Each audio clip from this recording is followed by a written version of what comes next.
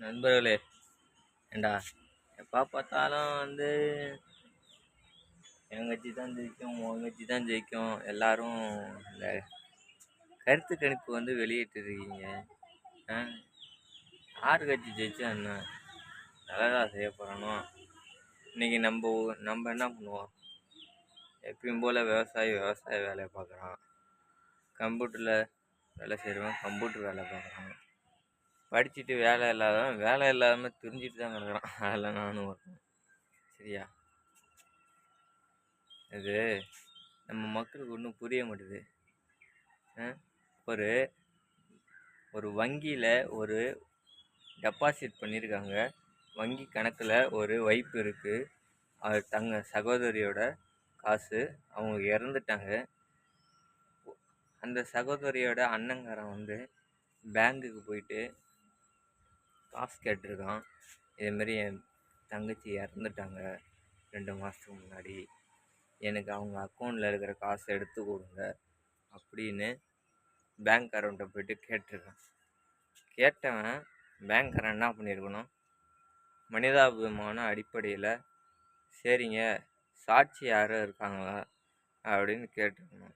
அது கூட இல்லை. போய்ட்டு டெத் சர்டிஃபிகேட் எடுத்துருவா, இல்லை புரியும்படி அவர்கிட்ட சொல்லியிருக்கணும். புரியும்படி அந்த விவசாயி அவர்கிட்ட சொல்லியிருக்கணும். இதேமாரி ஐயா, பேங்க் அக்கௌண்ட்டில் இருக்கிற காசை எடுக்க முடியாது, அதுக்கு டெத் சர்டிஃபிகேட் வேணும் அப்படின்னு புரியும்படி கேட்டு சொல்லியிருக்கணும். எங்கே போய் எடுக்கணும் அதையும் தெளிவாக சொல்லியிருக்கணும். அதுவும் இந்த பேங்க்காரன் ஒன்றுமே சொல்ல மாட்டான். காமெடியாக தான் இருக்குது லைஃபு. முதல்ல மனிதனாக பாருங்கய்யா, அதுக்கப்புறமேட்டு பார்த்துக்கலாம், ஒர்க்கலாம்.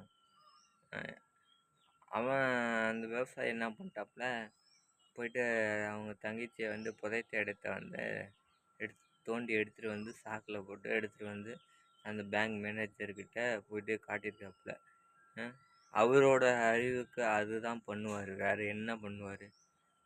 உங்களுக்கு தான் படித்து வேலையில் உட்காந்துருக்கீங்கல்ல, நீங்கள் ஏன் பொறுமையாக ஹேண்டில் பண்ணியிருக்கலாம்ல? இதேமாரி அந்த ஃபார்மாலிட்டி இதேமாரிலாம் இருக்குது, இந்த சர்டிஃபிகேட்டு இங்கே போய்ட்டு வாங்கணும். ஒரு பேங்க்குக்கு வந்தால்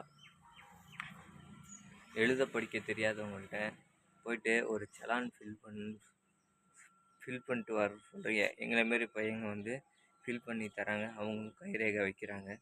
வச்சு அந்த செலானை போயிட்டு மறுபடியும் போயிட்டு கொடுத்தோம்னா அந்த செலானை எடுக்க மாட்டாங்க. ஏன்? கண்ணால் பார்த்துருக்கேன். நான்லாம் எத்தனையோ பேர்த்துக்கு செலான் ஃபில் பண்ணி கொடுத்து கண்ணால் பார்த்துருக்கேன். ஏன் எதனால் எடுக்க மாட்டீங்க? ஏன்னா அங்கே தம்பு வைக்கிறாங்க. புரியுதுங்களா? தம்பு வைக்கிறாங்க, அதனால் எடுக்க மாட்டுறாங்க. ஏன் தம்பு வச்சா எடுக்க மாட்டீங்களா? ஒரு வயசானவங்க தம்பு வச்சா எடுக்க மாட்டீங்களா? அவங்க மறுபடியும் என்கிட்ட கேட்குறாங்க, தம்பி சாட்சி கையெழுத்து போடணுமாண்டா அப்படிங்கிறாங்க. சாட்சி கையெழுத்து போட்டு அவங்க யாரை சாட்சி கையெழுத்து போடுறாங்களோ அவங்களோட அக்கௌண்ட்டு மென்ஷன் பண்ணணுமா? இதெல்லாம் இப்படியெல்லாம் இருக்குது பேங்கில். ரூல்ஸ்லாம் என்னென்னமோ கொண்டு வந்திருக்கான். புதுசாக சட்டம்லாம் போட்டு வந்திருக்கான்.